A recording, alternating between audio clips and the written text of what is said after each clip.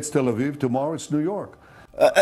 Reba yego ndabyumva Amerika iyo bari kuvuga ngo mbere na mbere habanza Amerika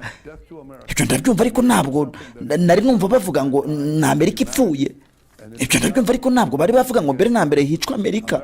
urabona ko icyari cy'abanya-Iran bagambiriye urabona ko hari inzira iganisha no kwica abanya-Amerika ndabizi neza ko hari ikintu mwakora mu bijyanye n'ubutabazi mwakorera mu mpuwe no kurengera ikiremwa muntu ndabizi ko hari imbaraga mwifitemo zo kugira icyo mukora mu kurwanya ikibi ndabizi neza ko buri gihe Amerika ihora ihagaze ku ruhande rw'icyiza nta nicyo Perezida Trump ari gukora kandi nkaba nishimiye by'intangarugero ubufasha iduha ahandi hantu uzigera ubibona mu itangazamakuru mpuzamahanga by'umwihariko ku binyamakuru bikora propaganda nka za Al Jazeera na BBC ubu none hangewe nibereye kuri tele yaho ibi byago byose biri kubera nimureba ahantu ballistic missiles ziri gukubita inzu rwagati mu mujyi wa Isirayeli aho inyuma muri kureba abasirikare muri kubona n'abasirikare ba Isirayeli kandi nyamara mu mayinite yose ya gisirikare arimwe amoko yose harimwe abayahudi harimwe abarabu barakorana mu rugamba rwo kurengera Isirayeli muri kunyumva dufite abarabu b'abaprofeseri dufite abayahudi b'abaprofeseri dufite abarabu bahagarariye za high command dufite n'abayahudi bahagarariye za high command kandi mu nzego zose za leta ushobora gusanga mwabo barabu n'abayahudi kandi mwumve ko n'amakompanyi yose yigenga akorera hano barimo uko bibabwira ukuri ko kuri kwacu tubayemo noneho mu gihe ishyirahamwe ry'abaterabwoba bishyize hamwe bagatangira gutera Isirayeli iyo ubutegetsi bw'iterabwoba butangiye gutera Isirayeli nka IRGC bagatangira gutera ishyanga rya Isirayeli baduterera hamwe batwicira hamwe dore izi nizo ngaruka z'iterabwoba rya IRGC ariko ubushake bwa IDF wumve n'ayo magambo IDF igisirikare cya Isirayeli Israel Defense Force ntabwo ari JDF ntabwo ari Jewish Defense Force bishatse kuvuga igisirikare cy'abayahudi gusa n'igisirikare cya Isirayeli rero igisirikare cya Isirayeli gihagurukiye kujya kurwana ngo kirengere igihugu baba bari kurwanira kurengera umuryango mugari w'abanya-Isirayeli abayahudi n'abarabu kandi ukundi ko kuri kwacu tubamo kandi isi yose igomba kumenya ibi bintu mubisangize n'abandi hose babibyumve y'aka karere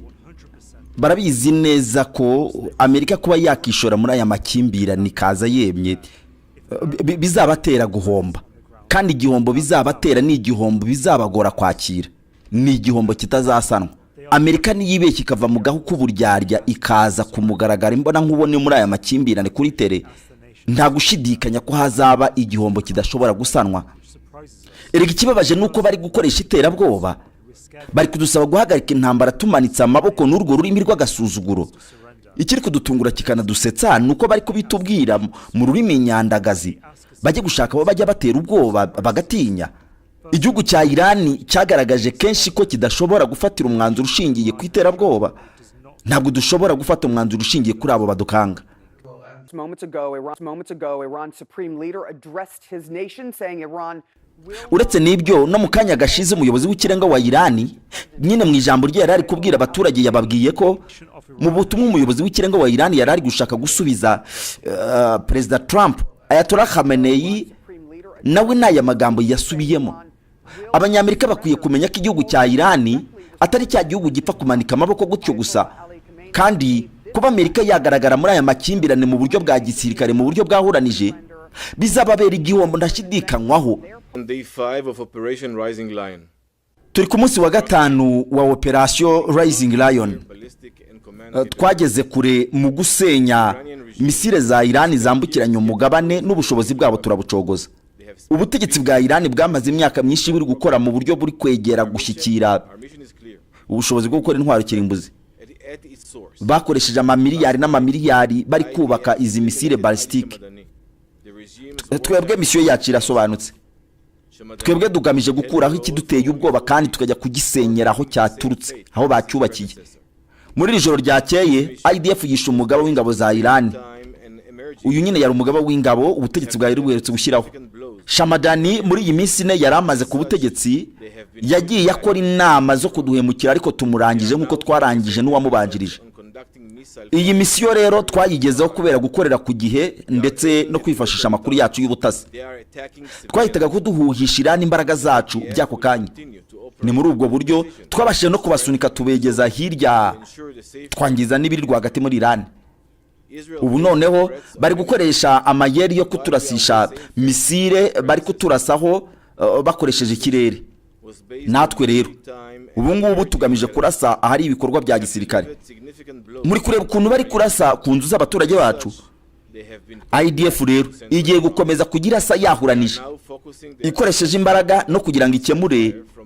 abari kuduhemukira mwene aka kageni, tugamije kurengera abaturage bacu ba Isirayeli. Isirayeli yugarijwe kuri buri rwinjiriro rwose rwa Iran. Nubwo duhugiye ku kurwanya ubu butegetsi bwa Iran, ariko turacyahanganye na ya mitwe bubatse batera inkunga idukikije. Murabona kuntu turi kurwana na Hamas muri Gaza. Murabizi ko ubu uyu munsi bagifite imbohe zacu zigera kuri 30, kandi aho bazifite babafashe mu buryo bwa kimayibobo. Ntabwo tuzaruhuka tutarabagarura mu rugo. Mwakoze cyane. We will not rest until they are returned home. Thank you very much.